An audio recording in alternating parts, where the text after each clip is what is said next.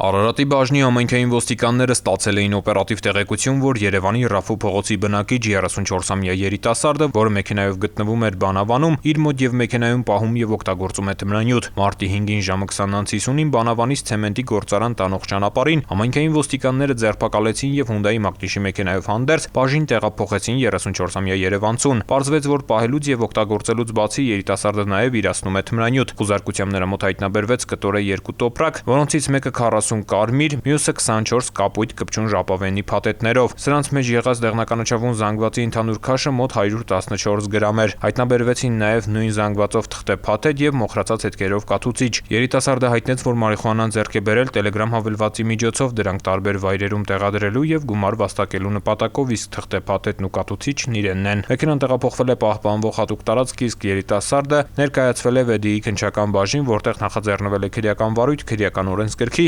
393-րդ հոդվածի հատկանիշներով։ Ծանուցում ենթադրյալ հանցանքի մեջ կասկածվողը կամ մեղադրվողը համարվում է անմեղ, քանի դեռ նրա մեղավորությունը ապացուցված չէ Հայաստանի Հանրապետության քրեական դատավարության օրենսգրքով սահմանված կարգով, դատարանի օրինական ուժի մեջ մտած դատավճռով։